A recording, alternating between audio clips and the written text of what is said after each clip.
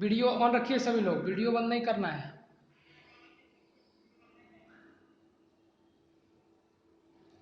जिन बच्चों को दिक्कत होगा आप स्पीकर ऑन करके पूछ सकते हैं, ठीक है। और फिर ऑफ कर देना, इस बात को ध्यान में रखिएगा।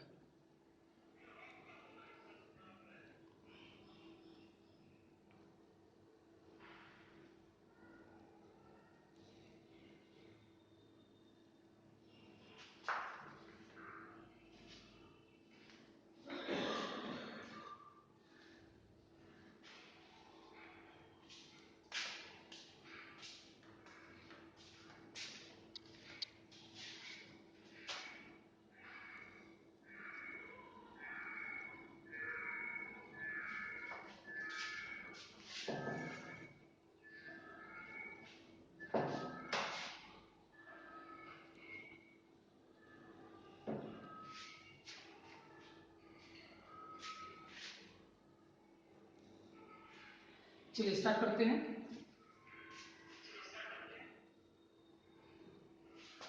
Heating effect of electric current.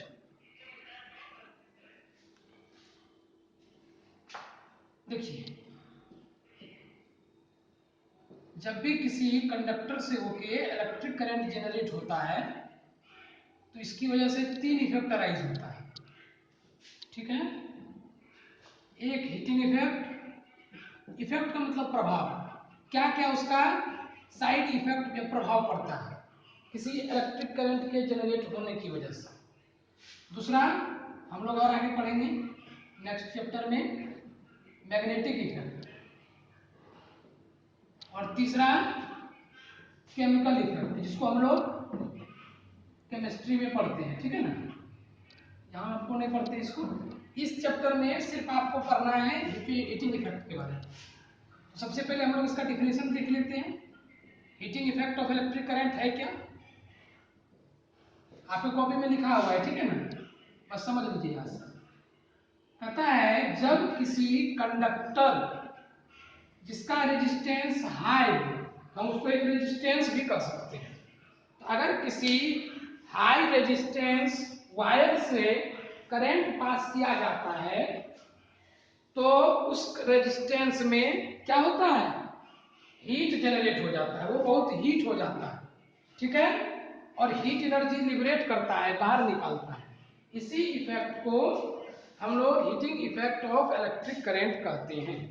फिर से समझिएगा, जब किसी हाई रेजिस्टेंस वायर से होकर करंट फ्लो करवाया जाता है तो उसकी वजह से क्या होता है कि वो वायर गर्म हो जाता है, हॉट हो जाता है, ठीक है, और उसके वजह से हीट एनर्जी लिबरेट होता है, हीट एनर्जी बाहर निकलता है। इस इफेक्ट को heating effect of electric current कहते हैं, ठीक है। यही इसका डिफिनेशन है कि when an electric current is passed through a high resistance wire it becomes very hot and this effect is known as heating effect of electric current, ठीक है। अब हम लोग थोड़ा समझते हैं, उस दिन भी सर आपको समझाए हैं कि क्यों ऐसा होता है, ठीक है। तो उस दिन सर आपको बता चुके हैं कि जैसे मान लीजिए ये कंडक्टर होता है, हम लोग पढ़े हैं इसमें कि बहुत सारा फ्री इलेक्ट्रॉन्स रहता है, एग्जिस्ट करता है, जो फ्रीली मूव करता रहता है, ठीक है। अब क्या होगा, मान लीजिए इसको अगर आप किसी इलेक्ट्रिक डिवाइस सेल से, बैटरी से या लाइन से कनेक्ट कीजिएगा तो इसमें इलेक्ट्रिसिटी फ्लो होगा, और इलेक्ट्रिसिटी फ्लो होने की वजह से क्या होगा, अगर ये हाई रेजिस्टेंस है, हाई रेजिस्टेंस का मतलब है कि इस इलेक्ट्रिक करंट को ये रोकता है। रेजिस्टेंस आप जानते हैं, रेजिस्टेंस का मतलब ये होता है रोकना, रेजिस्ट से बना है रेजिस्टेंस, तो ये करंट के फ्लो को रोकता है। कहने का मतलब अंदर में होता क्या है कि इलेक्ट्रॉन का मूवमेंट इतना ज्यादा हो जाता है कि ये एक दूसरे से कोलाइड करने लगता है, टकराने लगता है, और इस कोलिजन में आप जानते हैं कोई भी दो पार्टिकल जब टकराती है तो क्या होता है, कुछ एनर्जी निकलता है, जनरेट होता है, वही एनर्जी जो है इसके अंदर हीट के रूप में जमा हो जाता है, और वही धीरे धीरे धीरे धीरे क्या करता है, इस कंडक्टर को गर्म कर देता है, ठीक है। यही हमारा क्या है, हीटिंग इफेक्ट, कि जब भी करंट जाएगा इलेक्ट्रॉन का मूवमेंट क्या हो जाएगा, बढ़ जाएगा, ठीक है, और उसके वजह से एक इलेक्ट्रॉन दूसरे इलेक्ट्रॉन से कोलाइड करेगा और कोलिजन की वजह से हीट जनरेट होगा, ठीक है, और ये पार्टिकल क्या हो जाएगा, गर्म हो जाएगा। इसी इफेक्ट को हम लोग क्या कहते हैं, हीटिंग इफेक्ट। ये उसी तरह से होता है जैसे हम लोग मोशन में फ्रिक्शन के बारे में पढ़े, ठीक है, मोशन चैप्टर में भी आप जानते हैं फ्रिक्शन का काम क्या होता है, मोशन को रेजिस्ट करना या अपोज करना। और आप पढ़े हैं कि जैसे देखिए आप क्या करते हैं, इस हाथ को रब करते हैं तो ये क्या होता है, फ्रिक्शन होता है, ठीक है। इसका जो लेयर है ये इसके मोशन को रेजिस्ट करता है, रोकना चाहता है इसको। और जब आप किसी को रोकिएगा तो उसके अंदर क्या आ जाता है, गुस्सा आ जाता है, वो हीट हो जाता है। आप लोग अपने एग्जांपल्स को ही लीजिए कि मान लीजिए आप लोगों का आज गेम का क्लास था और आपको अचानक से उस पीरियड में गेम ना करने दिया जाए, आपको रेजिस्ट किया जाए, तो आप क्या करेंगे, धीरे धीरे बच्चों में गुस्सा आने लगता है, कोई बेंच पटकता है, कोई कॉपी पटकता है। कहने का मतलब हीट एनर्जी इतना बढ़ जाता है, इम्बैलेंस हो जाता है, उसके शरीर से टेम्परेचर जो है ज्यादा इंक्रीज करने लगता है, ठीक है, और वो पार्टिकल क्या हो जाता है, गर्म हो जाता है। उसी तरह से कंडक्टर में भी होता है, एक इलेक्ट्रिक करंट के सप्लाई से ये इलेक्ट्रॉन्स का मूवमेंट होता है और उनमें कोलिजन बढ़ जाता है। कोलिजन बढ़ने की वजह से हीट एनर्जी बाहर निकलता है, ठीक है, और वो पार्टिकल क्या हो जाता है, गर्म हो जाता है, ठीक है। यही हमारा हीटिंग इफेक्ट है। अब हम लोग समझते हैं कि कैसे हीट को कैलकुलेट करेंगे। किसी कंडक्टर में अगर हमको हीट कैलकुलेट करना हो तो किस तरह से हम करेंगे, देखिए मान लीजिए यही मेरा कंडक्टर है और हमको क्या निकालना है, हीट निकालना है कि कितना हीट प्रोड्यूस होगा अगर उसमें से क्या किया जाए, चार्ज का फ्लो करवाया जाए या इलेक्ट्रिक करंट प्रोवाइड किया जाए, ठीक है। तो उसके लिए हम लोग क्या करेंगे, पूरा डेफिनेशन आपके कॉपी में, ठीक है ना, आप सिर्फ यहाँ समझिए। जब भी आप इलेक्ट्रिसिटी सप्लाई करेंगे, मान लीजिए हम आई करंट इसमें से होके फ्लो करवाएं, कितने समय के लिए, टी टाइम के लिए, कितने टाइम के लिए, टी। तो let I current is supplied to a conductor for t second and q charge passes through the cross section। और आई करंट अगर हम फ्लो करवाए हैं, प्रोवाइड किए हैं, कितना q चार्ज जो है पास करेगा इस एक क्रॉस सेक्शन से, हम लोग डिफिनेशन पढ़े हैं करंट का, थ्रू द कंडक्टर। तो अगर किसी कंडक्टर से होकर Q चार्ज पास हो रहा है टी टाइम में, ठीक है, तो करंट आप जानते हैं I equal to Q by T, अभी तक हम लोग लिखते आए हैं इसी को। तो हम लोग देखते हैं सबसे पहले जब आप इस I करंट को इसमें से फ्लो करवाइएगा तो आप जानते हैं उस करंट को फ्लो करने के लिए कुछ ना कुछ आपको वर्क डन करना होगा, ठीक है। तो वर्क डन क्या होगा, देयरफॉर वर्क डन इन क्या, फ्लोइंग आई करंट और Q charge through a conductor. तो आप जानते हैं वर्क डन कैसे निकलता है, हम लोग पढ़ चुके हैं, याद कीजिए, electric potential is equal to work done upon charge. तो यहां से आप वर्क डन निकाल सकते हैं, वर्क डन बराबर क्या हो जाएगा, पोटेंशियल इंटू चार्ज, तो V इंटू। अब जरा ध्यान से देखिए, Q को आपको रिप्रेजेंट करना है I के टर्म में, क्योंकि कितना चार्ज फ्लो हो रहा है ये हम नहीं जानते, चार्ज का कैलकुलेशन हम नहीं कर सकते, मेरे पास इंस्ट्रूमेंट नहीं है। लेकिन करंट के लिए मेरे पास अमीटर है जिसको हम अमीटर में रीड कर सकते हैं कि कितना करंट फ्लो कर रहा है, ठीक है। तो हम लोग क्या करने की कोशिश करेंगे, इस चार्ज को करंट में बदलने की कोशिश करेंगे। हम लोग जानते हैं करंट इज इक्वल टू क्या होता है, चार्ज अपॉन टाइम, ठीक है। दूसरा देखिए ये V, यहां पोटेंशियल की बात कहीं नहीं हो रही है, किसकी बात हो रही है, रेजिस्टेंस की बात हो रही है और करंट की बात हो रही है कि किसी रेजिस्टेंस में करंट फ्लो करवाना है। तो इस पोटेंशियल को भी हम लोग करंट और रेजिस्टेंस में रिप्रेजेंट कर सकते हैं, दोनों को कर सकते हैं। इसको किस में करेंगे, करंट और टाइम में, क्योंकि हमको करंट दिया है, टाइम दिया है। पोटेंशियल को किस में कन्वर्ट करेंगे, करंट में और रेजिस्टेंस में, क्योंकि यही हमको दिया हुआ है। पोटेंशियल भी निकाल सकते हैं, ऐसी कोई बात नहीं है, पर हमको फॉर्मूला चाहिए हीट के लिए। और वर्मन किस चीज का हम सिर्फ कर रहे हैं इस इफेक्ट में, कि जब करंट पास करवाया जाता है टी टाइम के लिए किसी रेजिस्टेंस से होकर, तो हीट जनरेट होता है। तो यही सब टर्म हम लेते हैं, दूसरे टर्म की जरूरत क्या है। तो चलिए I is equal to Q by T है, तो यहां से Q की वैल्यू निकल जाएगी कितनी, I इंटू टी, Q का वैल्यू निकल गया। अब V चाहिए, हम लोग जानते हैं V इज इक्वल टू क्या होता है, आई आर, पढ़ चुके हैं ओम्स लॉ। हम यहां से वर्क डन को क्या लिख सकते हैं, V की जगह लिख सकते हैं आई आर, और Q की जगह लिख सकते हैं आई टी। बगल में रीजन दे देंगे, क्या, since I is equal to V by R Ohm's law से, and current is equal to charge upon time, ये डिफिनेशन हम लोग जानते हैं। तो वर्क डन, हमको इस करंट को इसमें प्रोवाइड करने के लिए इतना वर्क डन करना पड़ा, ठीक है। ये वर्क डन कितना हो गया, इसको गुना कर लेते हैं, I इंटू आई स्क्वायर, ये हो गया R और बच गया T, ठीक है। तो ये मेरा निकल गया work done in supplying I current to a resistance for T second. T second के लिए अगर हम आई करंट इसमें प्रोवाइड कर रहे हैं, तो उसके लिए कितना वर्क डन करना पड़ेगा, आई स्क्वायर आर टी। और आप जानते हैं जब आप किसी ऑब्जेक्ट पर वर्क डन करते हैं, तो वही वर्क डन उसके अंदर किसके रूप में स्टोर हो जाता है, हीट एनर्जी के रूप में, एनर्जी के रूप में स्टोर हो जाता है। हम लोग 9th में पोटेंशियल एनर्जी में ये चीज पढ़े थे, याद कीजिए, पोटेंशियल एनर्जी, काइनेटिक एनर्जी, इन सब का जब डेरिवेशन निकालते थे, तो उसमें पढ़ते थे कि जो भी वर्क डन हम करते हैं ऑब्जेक्ट को ग्राउंड से ऊपर ले जाने में, वही उसके अंदर पोटेंशियल एनर्जी के रूप में स्टोर होता है। यहाँ करंट की बात हो रही है, हीटिंग इफेक्ट की बात हो रही है, ये वर्क डन किस रूप में जमा हो जाएगा, हीट एनर्जी के रूप में। ऐसा हम एज्यूम करते हैं कि ये सारा वर्क डन किसके रूप में स्टोर हो जाए, हीट एनर्जी के रूप में।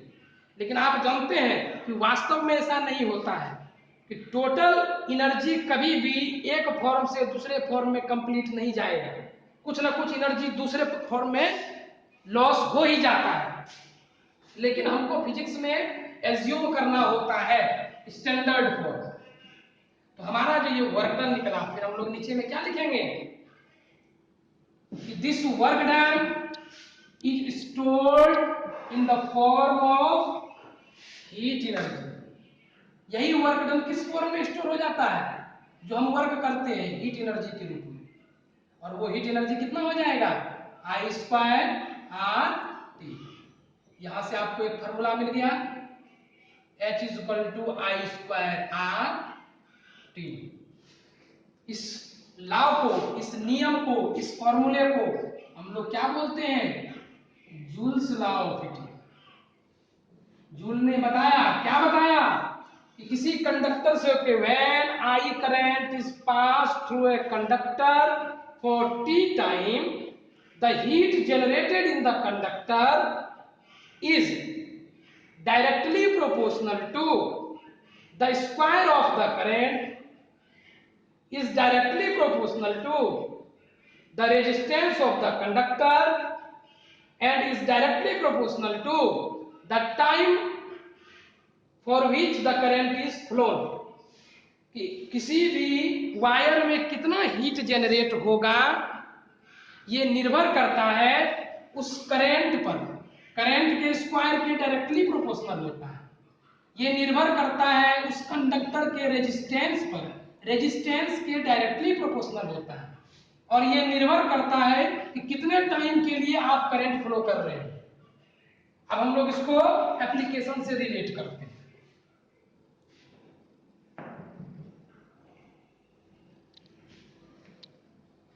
तो जूल्स लॉ ऑफ हीटिंग क्या क्या चीज बताता है, कि द हीट एनर्जी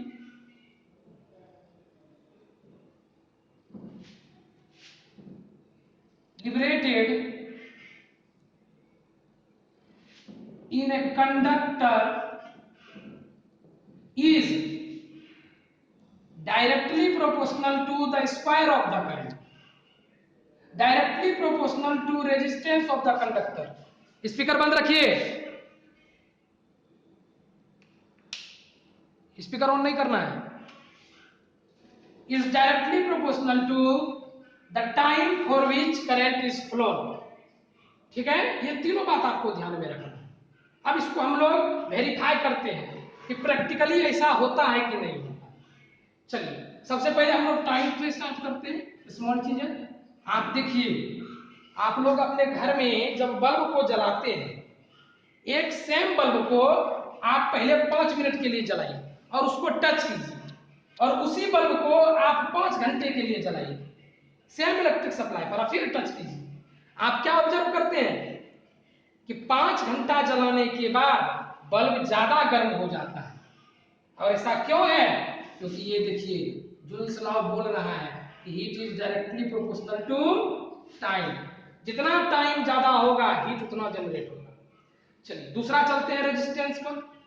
रेजिस्टेंस जिसका हाई होगा, हाई रेजिस्टेंस वायर कुछ है जैसे कि नाइक्रोम का वायर, टंगस्टन का फिलामेंट जो आपके बल्ब में होता है 100 वाट वाले में। स्पीकर बंद रखो बाबू।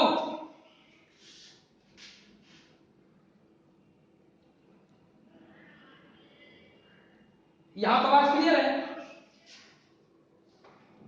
नेटवर्क चेक करो, हम भी यहां ज्वाइन किए हुए हैं।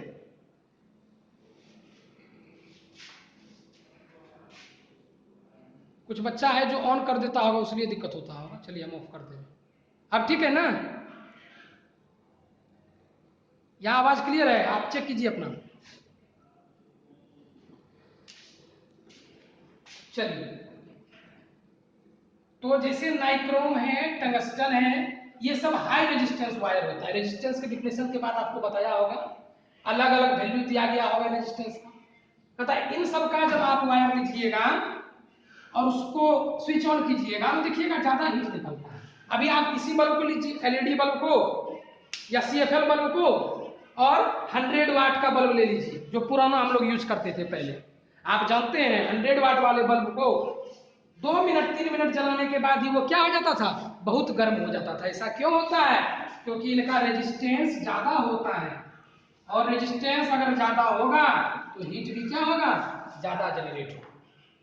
अब हम लोग बात करते हैं करंट का। आप जानते हैं, आपने देखा है कि कभी कभी अगर आपके घर में अचानक से ज्यादा करंट आ जाता है तो आप सुनते होंगे कि तार जल गया सर, बल्ब मेरा फ्यूज हो गया सर। ऐसा क्यों होता है? क्योंकि अगर करंट का सप्लाई एनी हाउ बढ़ जाता है आपके घर में तो वायर में हीट एनर्जी बहुत ज्यादा हो जाता है, जिसको वो वायर बर्दाश्त नहीं कर पाता है और क्या हो जाता है, जल जाता है। तो ये जूल्स लॉ ऑफ हीटिंग यही है कि heat is directly proportional to square of current, directly proportional to resistance and directly proportional to the time. तो अगर आपको ज्यादा हीटिंग चाहिए किसी कंडक्टर से तो आप ये 3 चीज कर सकते हैं। करंट आपके हाथ में नहीं है, टाइम आपके हाथ में है, लेकिन टाइम अगर ज्यादा लगाइएगा तो क्या होता है, आपका टाइम खर्च हो जाता है। इसीलिए जनरली क्या किया जाता है, इस प्रॉपर्टी का यूज किया जाता है रेजिस्टेंस का। कंडक्टर मेटल जो बनाया जाता है, हीटिंग जो एलिमेंट बनाया जाता है वो हाई रेजिस्टेंस वायर से बनाया जाता है, ताकि क्या हो जाता है, वो ज्यादा हीट प्रोड्यूस करता है। जैसे कि आपके गीजर में, ठीक है, आपके हीटर में, और आप जो पहले चलता था वो क्या कहते हैं, खाना बनाने वाला जो हीटर चलता था, ठीक है ना, उन सब में क्या होता था, इन सब का वायर यूज होता था। आयरन ले लीजिए, आयरन में देखिए क्या होता है, उसमें अलग हाई रेजिस्टेंस वायर का यूज किया जाता है ताकि हीट ज्यादा जनरेट करे, और फिर उसके रेजिस्टेंस के भीतर में, जैसे ये आयरन का लोहा होता है बाहर वाला जो आप देखते हैं, इसी के भीतर में जब उसको खोलिएगा आयरन को, देखिएगा एक स्पाइरल टाइप का वायर रहता है और इसी में करंट को फ्लो करवाया जाता है। ठीक है, मान लीजिए ये प्लस है, ये माइनस है, तो इस तरह से क्या होगा, जैसे इसमें करंट जाता है इसका रेजिस्टेंस हाई होता है, ये गर्म हो जाता है, और इसके गर्म होने की वजह से ये जो आयरन उसके साथ कांटेक्ट में है, ठीक है, आसपास में है, वो भी गर्म हो जाता है। और गर्म होने से क्या होता है, आप आराम से प्रेसिंग कर सकते हैं। तो बहुत सारा इसका एप्लीकेशन है जो आपको बुक में दिया गया है। जैसे पहला आयरन का दिया गया है, देखिए आयरन का अंदर का कंस्ट्रक्शन आपको हम दिखा दे रहे हैं। देखिए यही जो वायर स्पाइरल किया हुआ है, देख रहे हैं, यही बना होता है नाइक्रोम का, निकेल और क्रोमियम का एक मिक्सचर है जिसका रेजिस्टेंस ज़्यादा होता है, तो इसमें यूज होता है। इलेक्ट्रिक बल्ब में यूज होता है, देखिए फिलामेंट के रूप में टंगस्टन का फिलामेंट होता है, और गर्म होने के वजह से बल्ब फ्यूज भी कर सकता है। उसके लिए क्या किया जाता है, अंदर में इनर्ट गैस भर दिया जाता है। देखिए आर्गन या नाइट्रोजन इनर्ट गैस भरते हैं, ये क्वेश्चन पूछता है कि क्यों बल्ब के अंदर इनर्ट गैस भरा जाता है। ऐसा इसलिए करते हैं कि आप जानते हैं जब कोई चीज हीट होगा तो वो ऑक्सीडाइज होगा, और ऑक्सीजन लेकर अगर वो रिएक्शन कर लिया तो वो कंडक्टर नहीं रह जाएगा, बल्ब फ्यूज कर जाएगा, इसीलिए भीतर में इनर्ट गैस भर दिया जाता है। ठीक है। तीसरा देखिए इलेक्ट्रिक फ्यूज में इसका यूज होता है कि इलेक्ट्रिक फ्यूज जो बनाया जाता है वो पतले वायर का बनाया जाता है, बाहर से ग्लास का कवर रहता है कि अगर ज्यादा हीट हुआ तो ये पतला वायर हीट हो जाएगा, और हीट हो जाएगा तो ये पिघल जाएगा, ब्रेक कर जाएगा सर्किट, और लाइन नहीं आएगा, तो क्या हो जाएगा, हमारा डिवाइस बच जाएगा। जैसे मान लीजिए फ्यूज में क्या रहता है, इस तरह से वायरिंग किया हुआ रहता है, और इससे फिर हम लोग इधर घर में वायर ले जाते हैं। ये हुआ हमारा बाहर से होने वाला इलेक्ट्रिक करंट। मान लीजिए ज्यादा करंट आया तो ये पतला वायर होता है, तो ये क्या होगा, पिघलेगा, पिघलेगा तो ये सर्किट यहाँ से मान लीजिए पिघल गया, देखिए सर्किट ब्रेक हो गया, करंट नहीं जाएगा इधर, तो आपका इधर का सारा डिवाइस बच जाता है। ठीक है, तो इस तरह से इसके एप्लीकेशंस हैं हीटिंग का। ये आपका हीटिंग इफेक्ट खत्म हो गया टॉपिक। अब हम लोग स्टार्ट करते हैं नेक्स्ट टॉपिक, इलेक्ट्रिक पावर। ठीक है, हीटिंग इफेक्ट में बस इतना ही है कि कोई भी कंडक्टर जब हाई रेजिस्टेंस वाला होता है तो उसमें क्या होता है, हीट जनरेट हो जाता है, और इसी इफेक्ट को क्या कहते हैं, हीटिंग इफेक्ट कहते हैं। और कैसे कैलकुलेट किया जाता है, तो H is equal to I square into R into T. इस फॉर्मूला पे बहुत क्वेश्चन भी आपको दिया रहेगा, करंट दे देगा, रेजिस्टेंस दे देगा, टाइम दे देगा, हीट निकालने के लिए कहें, या हीट दे दिया रहेगा, करंट दे दिया रहेगा, रेजिस्टेंस दे दिया रहेगा, टाइम आपको निकालना। ठीक है, नेक्स्ट देखिए, लड़का कंप्लेन किया था, आवाज तो ठीक है जाता है, सब बच्चा बोल रहा है क्या, नहीं पूछिए, टावर